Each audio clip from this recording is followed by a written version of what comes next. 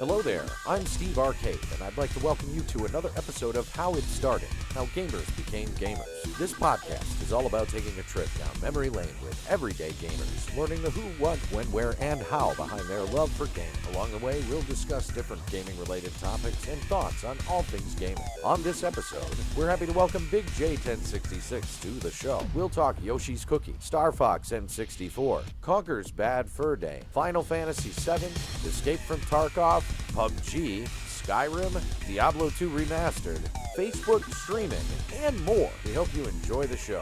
Okay, folks, welcome to yet another episode of How It Started, How Gamers Became Gamers. With me, as always, is Ben. No, wait, he's over there. Hi, Ben. Hi, how's it going? And today we have with us a friend of Nigel's from episode 2 or 3, Hill Valley Video. He is a fellow Michigander, now transplanted to the south in Kakalaki, the northern part thereof.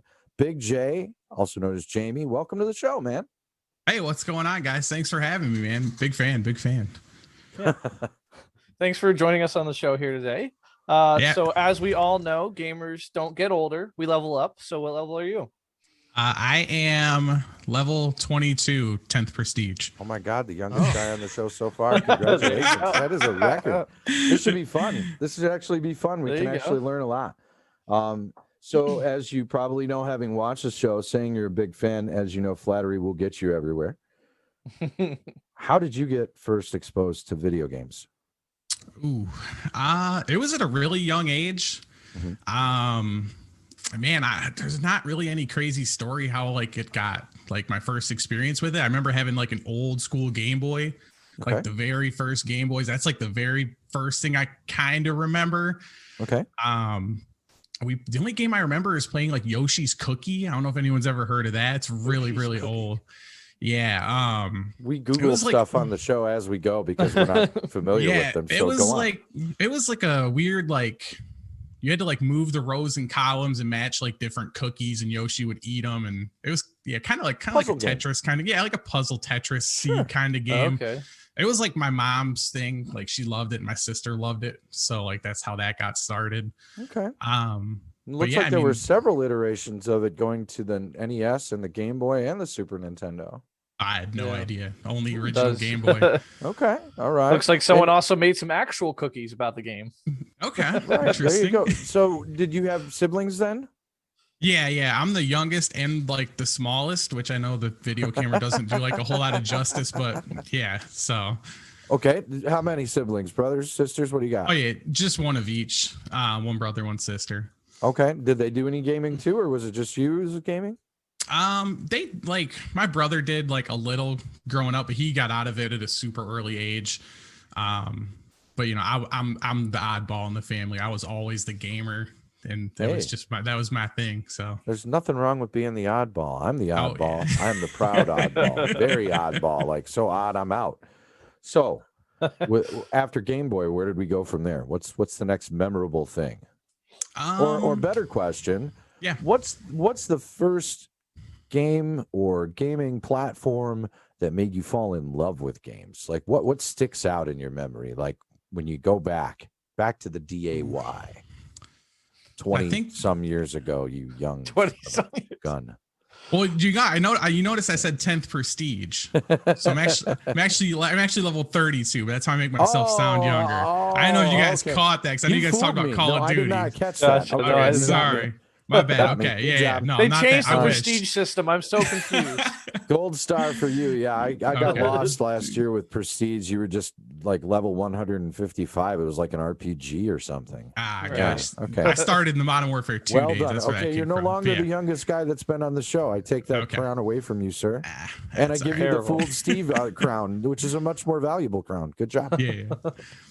But I remember the family had like a Nintendo or NES because I remember shooting the duck hunt. You know, everyone's done that. But I think the first system that really made me fall in love, it wasn't even actually my system. It was my best friend when I was living in Detroit.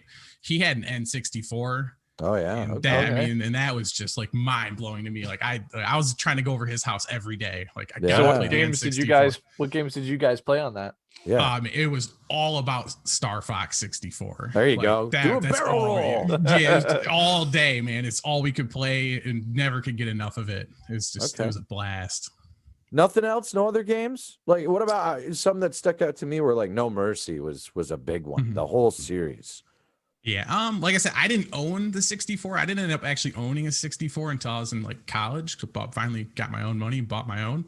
Right. So like the 64, like that was just that first game that really made me fall in love. But I didn't, it wasn't mine. So I didn't, get a whole lot of experience with it. So every time I went over, man. Oh yeah. Yeah. Yeah, I went back and I'm a grown up. I can buy grown up things with my grown up money now. Yeah, So, well, hell yeah. I can buy all these stuff. old systems. Exactly. Yeah. So what games do you have on it now that you play? The big one I wanted to make sure I bought was Mario Party 3. That was another classic that I loved playing back in the college days. Let me talk to you about the greatest N64 game that was ever made. Do you know what it is? I do not. And I will take no arguments on this. Anyone that watches or listens to this podcast, I'll fight you. I will fight you over this. Conker's Bad Fur Day. Did you ever play it? No, I actually have not. If you tried to get your hands on it now, it will cost you at least $50, maybe more. It is the only, as far as I know, adult Nintendo 64 game. You play a drunk squirrel. And you're in a quest to get money. That's all. He's a drunk and he wants money. And at one point, you fight a monster made entirely of shit. Not kidding you. And the way you defeat him, I'm going to spoil the game because it's still fantastic. You defeat him by throwing rolls of toilet paper at him, which in a pandemic is just scary as hell. So I'm telling you need to get your hands on Conker's Bad Fur Day. Google it. Do what you got to do. I will fight anyone that says that is not the best N64 game of all time. It's the best. That sounds fantastic. You need to definitely play gonna have to check that out. You have to check it out. You have to check it out. So what N64, then what happened after that? What did we get into next? So our family main system was like the Sega. Sure. Again, like I was really young when we had it. So there's a couple games that I remember, but we really went to PlayStation 1 after that. Mm-hmm. And that was kind of like, that's where things, obviously after the N64 things started blowing up. So that's when I got into more of the classics nowadays, like Final Fantasy 7. Like that was like boom. That was my first Final Fantasy game and addicted to that. And that was the first game I ever bought a strategy guide for. Like I was that loser that bought the strategy guide for the game. So I was that loser. I was that guy. But Final Fantasy taught me a really good life lesson because again, I bought a Game Shark. I was like, oh, it's gonna be cool. I'm gonna get all the cheat codes and I'm gonna own everything. And I didn't know if you started a Game Shark mid-game, it would corrupt your game file. So I was on my first ever Final Fantasy 7 playthrough, and I was in the Midgard the second time. I'm fighting that big robot. I can't think of his name. And that's when I got my Game Shark and it corrupted my game file. I had to start all over again. I was devastated. Oh, no. Oh, man. Oh, the Game Shark. Those things were crazy back in the day when they first came out. Nintendo sued the people who made the Game Shark, and you can find documentaries on it, so I won't waste anyone's time. But man, that thing was awesome. That was crazy. So what kind of game? What are you playing on right now? So right now, I mainly just play Escape from Tarkov. So I've always been kind of into like the shooters. Oh, PC. I'm sorry. Okay, gotcha. Yeah. I think Tarkov is only on PC, isn't it? Is it? I wasn't sure. Correct. Yeah. That's one of the questions I get a lot about Tarkov is like, when is it coming to, console and things like that? I honestly don't know. I don't think it ever will. Yeah, that's I don't know. My personal opinion. It's way too complicated for me to think it would be on console, but yeah, PC. I've actually only been on PC for about 3 years now. Okay. Something like that. So I'm pretty new to the PC world too. So I finally, again, became a grown up and bought a PC finally. What got you to make the switch? It was actually PUBG at the time. Okay. So I'm like, I'm being new to the PC world. I'm also new to like the streaming world and all that. Like more than, past 4 years ago, I had no idea anything about the streaming world, anything about the gaming community, Discord, Twitch, all that stuff. And then I was just scrolling through Facebook one day and I saw this hilarious video, this guy shouting orders in video game at people. And I was like, oh, what is this? And then, then I came across streaming, and then PUBG came out, and PUBG was this big hit. And I bought that for Xbox like the day it came out. And that was a total train wreck, but I couldn't get enough of it. And I was like, oh man, I'm having a blast on Xbox with all my friends playing this trash game, but I have to do it on PC. So I was like, I'm just going to save up and end up buying the PC and never look back. Okay. It's awesome. When did you stop playing PUBG? I actually just stopped playing it probably this time last year. Nigel actually had been nagging me for about a year to play Escape from Tarkov because he knew I was into the shooters, and he's like, you got to play Escape from Tarkov. You got to play it. And I was like, whatever, dude. PUBG for life. I'm never getting off this game. And it was right around February, March last year. I don't know what it was exactly. Probably watching one of my favorite streamers play it, but I was just like, all right, I got to make the switch. PUBG's dead. And I made the switch, and again, just rolled with it. So would you say PUBG is dead now? I think it is, personally. I know it has it resurfaces like on my timelines and things every now and then, but yeah, I think they missed their opportunity.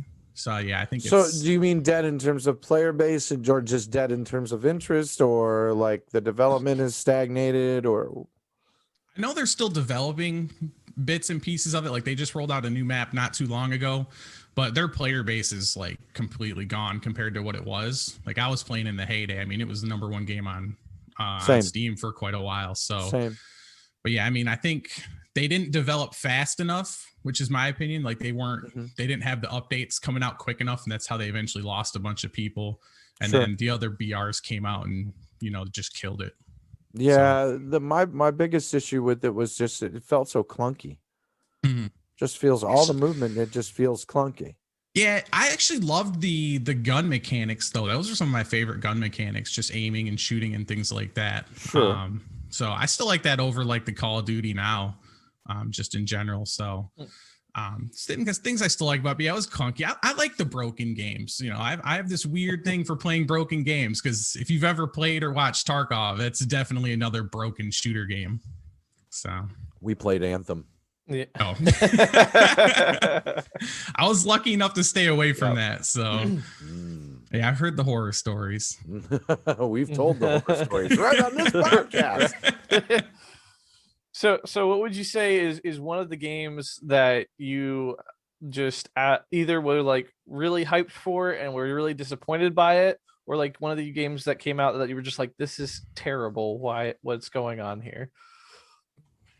I have an answer, but I need you guys not to shoot me immediately. Like you got to let me explain here, because there's a little bit of a story with it. That's the great thing about this pod is we don't have opinions on people's opinions. We just want to hear people's opinions. Yeah.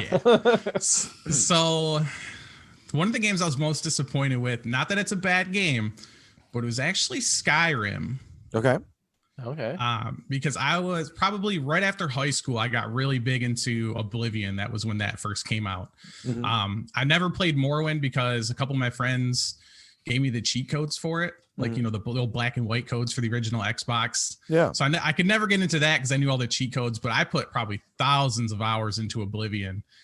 And I think it kind of like killed the whole open world RPG thing for me. So by the time I went to Skyrim, I played through the main campaign, and I was like, that's it. I was like, I can't do anything. I don't have the urge to go and do every single thing like I did in Oblivion. So yeah, Skyrim was just a huge disappointment to me. And I'm not saying it's a bad game or anything. It was just kind of me, but yeah, I think that was it. Skyrim is the only one of that series that I ever played, and I never finished it. So if people are coming for you, they're coming for me too, probably. Yeah, And it's I not that I didn't like it. It didn't hold my attention for very long. Mhm. I had some fun playing it, but I think I beelined it for the end story content, so I wound up like facing the final boss fight at level 20, and I couldn't do it. So I was like, Wow. I think I'm like level 29 and I've barely left like the second area or something. yeah. This is from the Yeah. guy that plays meticulously. I'm Well, curious about that. We'll have to it's talk just- about that sometime. Yeah. It's a story for another time. What So what would you Sorry, go ahead. That's okay. What would you say is one of your favorite all-time favorite games out of everything that you've played? What Mhm. would you say is one of your favorite games, or like a top 3? So we talked about, Star Fox 64. That's got to be up there for me. Sure. Final Fantasy 7, another classic. But actually, not Final Fantasy 7. Final Fantasy 9 I actually like better than 7. So that's actually got a place in my top 3. No. But I think my overall top favorite game of all time is actually Diablo 2. Diablo 2. Diablo So you 2. must be excited as a motherfucker for the remaster, huh? Oh yeah, I was doing backflips, and I was like, I bought the original game like 4 times because I kept losing it, and I was like, I am definitely buying the remastered. I don't care how much it is. So you don't have your original save file to import, which apparently is a thing? I've got probably some characters on there, but I've uninstalled it so many times. I never had like this big saved like Start holy over grail from file. scratch Yeah, anyway, right? yeah. So And it's one of those games like I'm sorry. No, go ahead. I'm still learning like things about the original Diablo 2, like as I play and watch streamers play, and it's crazy to me. It's been out for what, 20 years, 25 years now, and I'm still learning about the game and how bad I suck at it actually. Did you play 3? I played 3 on console. Yeah, it was fun in a way where you can you get 4 of your buddies on the couch and get hammered drunk and play Diablo. It was fun in that aspect, but it wasn't the same feel as like Diablo 2 with like that online, like the grind. Like Diablo 2 was a hard game, like solo player. Like if you were going through all the way through all the difficulties, like you're gonna have a bad time. Diablo 3 was more just like run and gun, shoot 'em up. Like I said, drink with your buddies, stuff like that. See, when I got drunk with my buddies, we played GoldenEye on the Nintendo 64. And when your opponent is drunk, it is so easy to play the golden gun version of the game where there's just punches and the golden gun, and only one person gets the golden gun. So what you do is you run circles around the person with the golden gun and just keep punching them because they're way too drunk to line up that shot. You're running circles around them. Didn't they do some crazy like karate chop in that game? I think that was what I'm talking about. Yeah, the melee attack. I made several of my friends very angry at drunk parties doing that to them, just letting them have the gun and then running circles around him with the little guy with the top hat. I can't remember his name. And hitting him with the chops. You mentioned God damn it, now I lost my train of thought. Ben, ask your next question. That's it's now you're putting me on the spot. All right. Yeah, I'm putting you on the spot. Okay, so are there any games that you're currently looking forward to other than, I guess, the Diablo remaster, but anything coming out this year or? Yeah, actually pretty recently, pretty soon, I should say, the new Resident Evil game's coming out. So another series I've been a big fan of throughout kind of my whole life is Resident Evil. And here on Sundays, like I've been playing through all the old Resident Evil games I've never beaten. So like I actually just beat like RE4, RE6, unfortunately, for the first time, like within this past year. And I've really fallen in love with that series again. So I'm really looking forward to RE8 coming out in May. I've got the countdown going every day it pops up. So really looking forward to that. Do you like the movies with Mila Jovovich?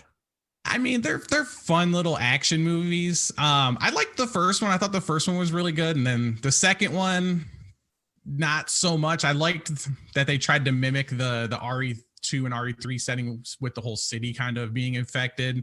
I mean, they're movies. I mean, not really. They were fun for like actiony stuff, but as far as like tied to the games. Not, I mean, they don't really do any justice for Not it. true to the source material. Yeah. So okay, Hollywood, what do you do? No, I understand. I remember what my question was going to be now. Since you were a Diablo person, StarCraft? No? Yes? No, never. I was actually into more Command and Conquer. I have Okay. I have a really weird history with games. Like I like dip my toes in a lot of stuff, but no, never got into StarCraft. It was never just one of my things. Was Command and Conquer something you got really, really into? I knew a lot of people that were really hardcore into that game. My brother included, my younger brother. I guess it depends on how you define hardcore. I don't think I was hardcore Well, in I that mean, they game. bought like every game in the series for about 10 years there from like, like the mid 90s up through the mid 2000s. There was Command and Conquer and then Red Alert and then Red Alert 2 and then whatever was after that. I had, I definitely didn't buy that many games. I had Red Alert, one of those two I had on PlayStation actually. So I got a lot of experience with that with the Tesla coils. That's kind of iconic. I love that. Sure. I mostly played Tiberian Sun. That's what I got introduced into with Command and Conquer. And I really loved that game, played that game all the time. That's actually one of the games I think Nigel got me into as well. So we had a lot of fun playing that. Okay. Nice. How did you like playing top-down RTSs though? Because I can never. Now, okay, I played. Granted, okay, I'm old. Back when dinosaurs were still walking the earth, we played World of Warcraft on shareware 3.5-inch floppy disks. So that was the top-down RTS experience back in the DAY. You had a mouse and a keyboard, and that was it. They didn't have that stuff on console. I think StarCraft 64 was the first example I think I remember of them doing that. And that's not to say that Blizzard was unfamiliar with consoles. We all know about the Lost Vikings and stuff. So do you prefer RTSs and top-down games like Diablo on the console, or have you gotten enough experience with them on PC that you're now a full convert? I'm a full convert. Yeah, I prefer them on PC. I pretty much prefer PC everything for the most part. So I'm part of the officially, one of the master race finally. One of us. I was addicted. I remember when I bought the PC and like everyone's like, you have no idea what you're getting yourself into. And like I would say probably 4 or 5 months in, I was just like, I need your more. PC friends. I need more. So like, what he's getting into. I would say like a year and a half in, I think I've upgraded everything on my original build. So that's how the it world goes. of possibilities. It's like buying into the sports car craze. As soon as you realize how much other stuff you can do to the car to make it just go just a little bit faster, you're like, I think I'll get one of those. This $1,000, I guess, because I really could use that extra half a second of speed in the quarter mile. Right. But it all worked out because I eventually was able to put together my original build, and I gave that to my girlfriend now. So now she's got her own PC. Very nice. And nice. I'm slowly converting her into the gaming world. She's a huge Witcher 3 fan. So yeah, I'm like yes, get it. My wife's PC is right over there, man. I'm with you. She's been PC gamer for a long time. Ben's wife is a PC gamer. She's not a PC gamer. She has her own PC. We're working on it. I'm working on it. She's working in progress. Getting there. So have you completely like ditched controllers, or do you still prefer controllers for certain games? That's a good question. No, I've pretty much ditched controllers. I've still got the old Xbox One sitting in the living room, but I can't even remember the last time I played a game on it. I think my buddy got me to play one game of PUBG like 6 months roughly after I got my PC, and like I couldn't even walk around and aim. Oh no. Like I completely lost muscle memory with the joysticks, and I don't think I've touched it since. Well, I mean, you can hook up a controller to the computer as well, but I wasn't sure if you completely moved away from that or if you kept it at all. Yeah, I know people were telling me like you could just plug, get controllers for your PC, and I was like, if I'm gonna do it, I'm gonna go all in. Like I want to learn mouse and keyboard, and I forced myself to do it. And it was rough at times, especially with first person shooters. There's just not getting anything over that precision of the mouse and keyboard. Not at all, not even close. What's your PC hardware? I've got a Ryzen 7 2700X. Ooh. Okay.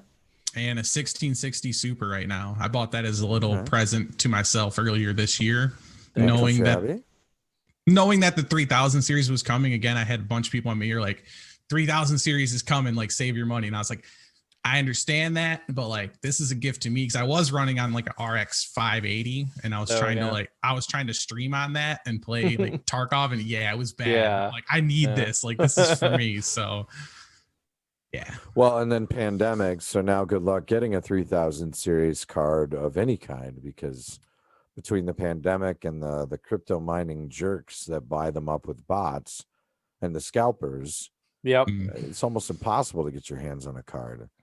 I know Nigel got his hands on one. He took a long time for him to find one. Yeah.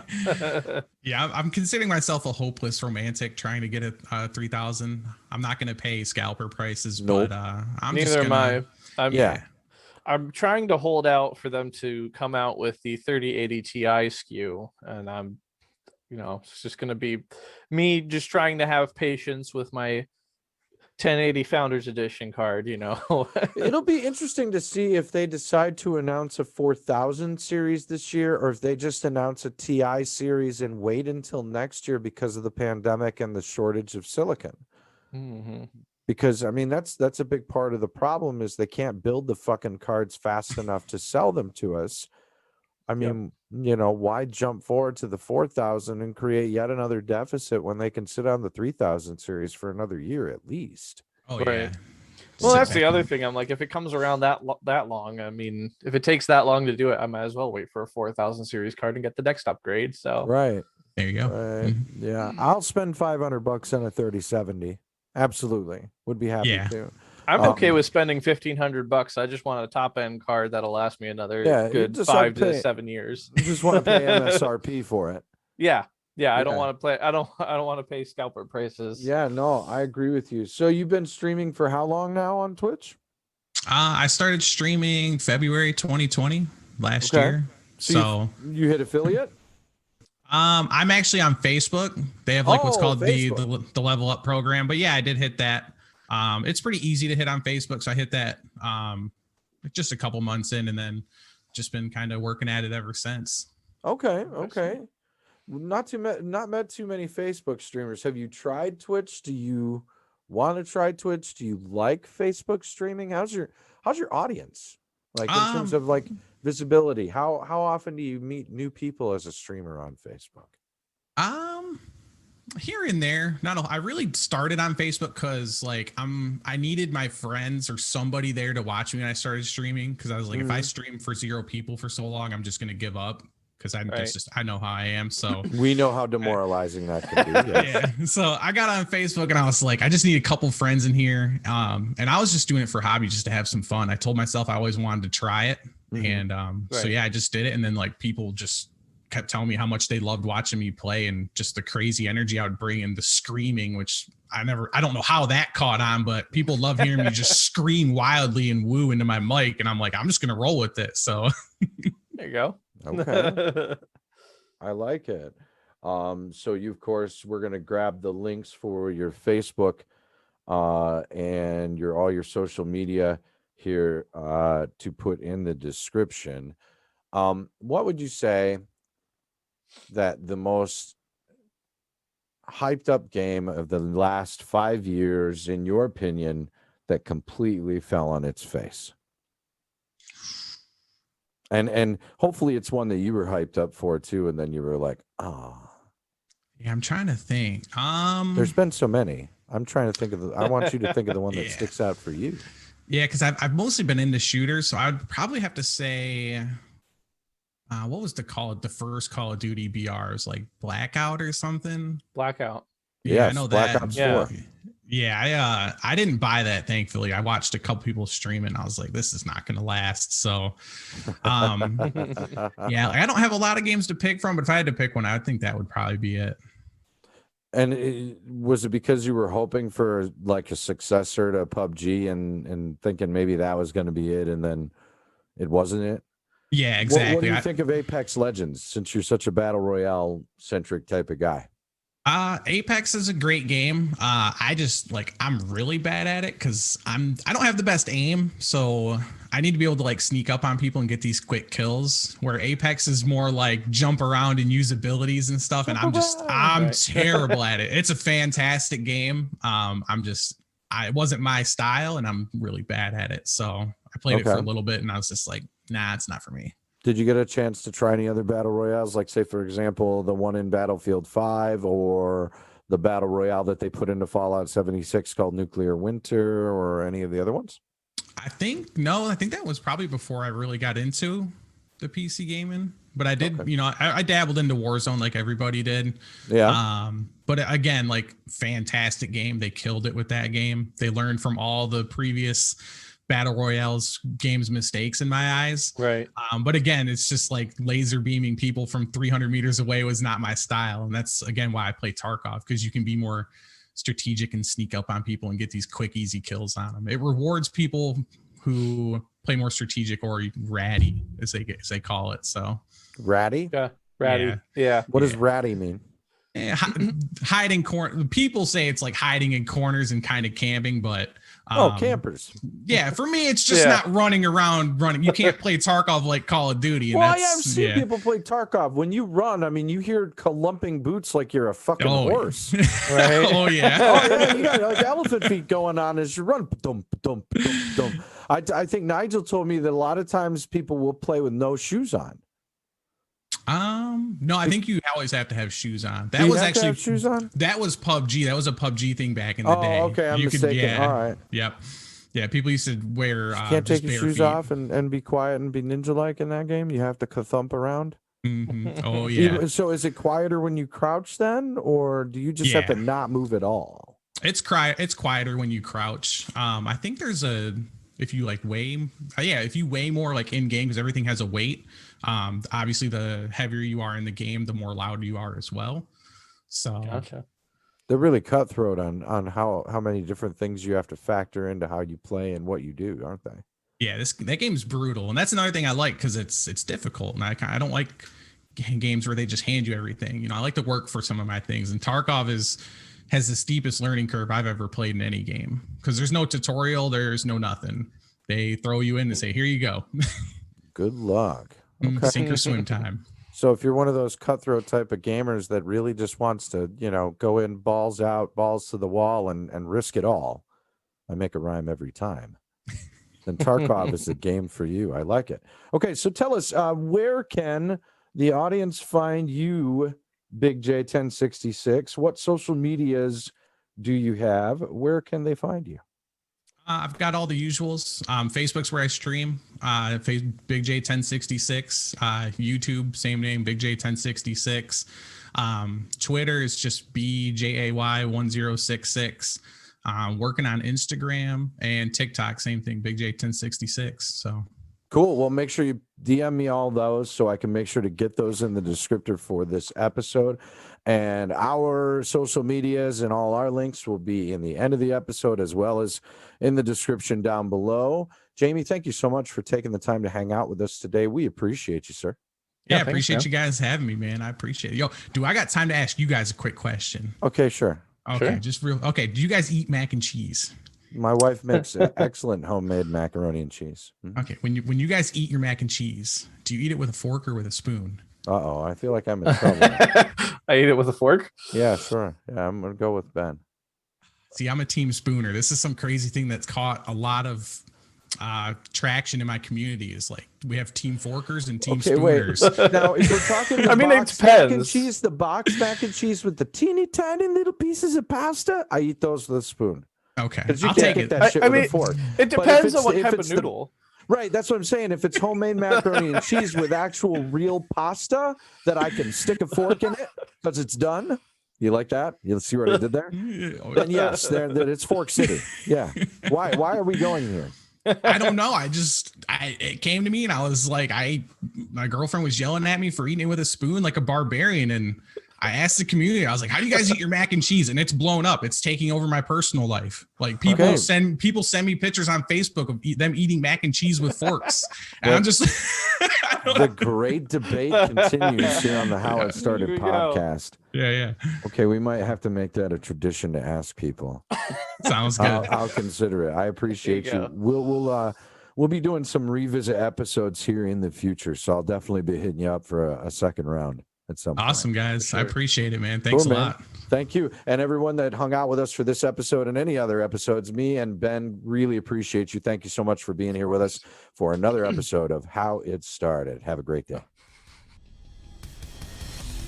Thank you for joining us for this episode of How It Started. If you enjoyed the show, please be sure to like, subscribe, and follow us. You can find links to our podcast episodes, social media, and more by going to howitstartedpod.com or by searching for How It Started, How Gamers Became Gamers on YouTube or your favorite podcast platform. We release new episodes every Friday. You can find Ben on Twitch at twitch.tv/ZivionV3 and on Instagram at Zivion. You can find Steve on Twitch at twitch.tv/SecretLayerArcade or SecretLayerArcade.com and on Instagram at Secret Layer Arcade. Until next time, I'm Steve Arcade. For myself and my co-host Ben, thanks for joining us, and be sure to live your best one up.